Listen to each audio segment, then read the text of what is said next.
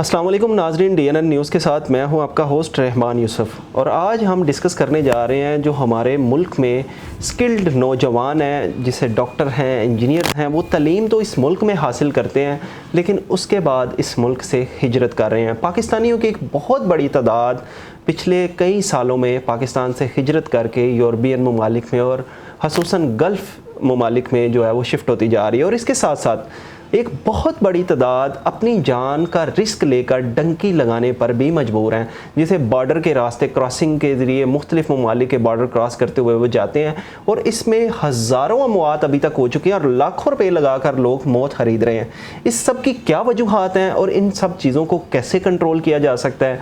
हमारे साथ मौजूद हैं सज्जाद हुसैन बेग साहब, सीनियर कानूनदान हैं और कानून पर बड़ी गहरी नज़र रखते हैं और इन सारे मामलात को देखते रहते हैं अदालतों में भी। और उनसे हम जानेंगे कि इस मसले का हल क्या है और इनको कैसे रोका जा सकता है। अस्सलाम वालेकुम सर, कैसे हैं आप? ठीक ठाक? कैसे हैं रहमान? अल्लाह का शुक्र। सर, ये पाकिस्तानी बड़े हिजरत कर रहे हैं, पिछले कई सालों में इनकी तादाद जो है वो बढ़ती जा रही है और पासपोर्ट भी तेज़ी से बढ़ते जा रहे हैं।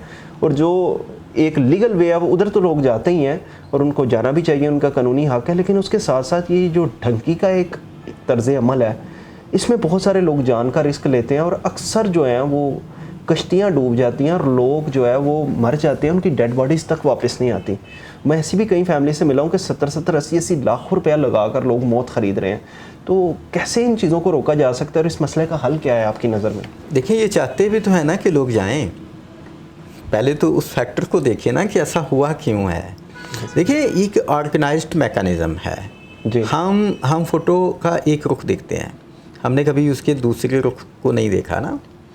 आप एक मिसाल ले लें, वो ये है कि इस कमरे के अंदर आप इतनी घुटन पैदा कर दें, इतनी घुटन पैदा कर दें कि आप यहाँ पे रह ही ना सकें, तो फिर आप क्या करेंगे?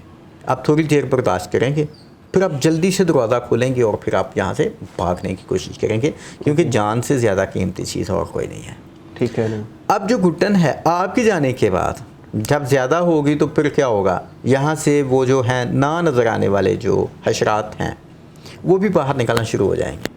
जहाँ से आप देखेंगे कि वो जो आपको अभी नज़र नहीं आ रहे ना, वो भी बाहर जाते हुए नज़र आएंगे, क्योंकि यहाँ पे घुटन का एक माहौल है।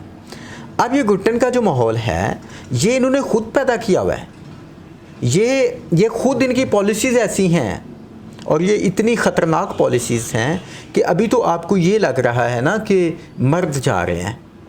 अभी आप देखना, ये साल 2 साल के बाद आपको औरतें भी भागती हुई नज़र आएंगी यहाँ से, और वो भी डंकियाँ लगाती नज़र आएंगी। हो सकता है कुछ लगा भी रही हूँ, जा रही हूँ, मगर वो भी जाएंगी। क्यों? यहाँ पे ऐसे हालात इन्होंने खुद पैदा किए हैं। वो क्यों किए हैं? यहाँ पे अब आप आसानी के साथ रोज़गार नहीं कमा सकते। आप ये जो पैरा फोर्स बनाई है, ये पैरा फोर्स क्या कर रही है? आप देखें कि कोई बंदा जो एक मज़दूर है या एक जो छोटी सी रेड़ी लगा के कोने के ऊपर बैठा हुआ है, तो वो आराम के साथ बंदा वो रोज़ का को 2-3 हज़ार रुपये ले जाता है अपने बच्चों के लिए, और वो अच्छी खासी अपनी फैमिली को प्रोटेक्शन दे रहा है। लेकिन ये क्या कर रहे हैं? यकीन जाने कि ये जो मोची है ना, मोची किसी दीवार के साथ बैठ के आराम के साथ इतनी सी जगह के ऊपर वो बैठ के तो लगा हुआ है एक एक जूता मरम्मत करने, ये इसको भी उठा के तो बाहर फेंक रहे हैं। जिस किसी ने आराम के साथ कोने के ऊपर कोई गोल गप्पे की रेड़ी लगाई हुई है, ये इसको भी जो है वो क्रेन के साथ आके बर्बाद कर रहे हैं कि तुम जो है वो यहाँ से जाओ। क्या हो रहा है? ये रोज़गार को बेरोज़गारी में कन्वर्ट कर रहे हैं। जो लोग आराम के साथ इज़्ज़त के साथ कमा रहे हैं उनको ये बेरोज़गार कर रहे हैं। अब दूसरी तरफ क्या कर रहे हैं? दूसरी तरफ ये है कि इस दफ़ा आपका जो बिल है वो अगर आया है 5,000 रुपये, तो अगली दफ़ा इतने ही यूनिट्स के ऊपर 5 नहीं आना। उनकी वो खुशी है, वो जितना चाहें आपको बिल डाल सकते हैं। आप जो बिल डालेंगे उसके पीछे कौन कौन है, क्या चाहते हैं, कौन ये पैसा कमा रहे हैं, ये खून चूस रहे हैं आपका, हमारा, आवाम का, सबका निचोड़ रहे हैं। अब जब ये इस तरह की घुटन पैदा होगी तो फिर यहाँ तो वो कमा नहीं सकेंगे। क्या करेंगे? वो यहाँ से भागेंगे ना, तो यहाँ से भागने का जो है वो एक माहौल पैदा किया जा रहा है। ये ऑर्गेनाइज तरीके के साथ किया जा रहा है। ये नहीं है कि ये कोई हादसाती बात नहीं है। अब लोग जब यहाँ से निकलेंगे तो क्या करेंगे?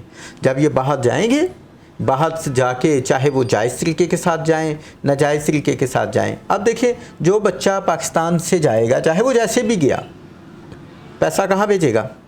पाकिस्तान के अंदर। अब हम तो चला रहे हैं मुल्क किन के साथ?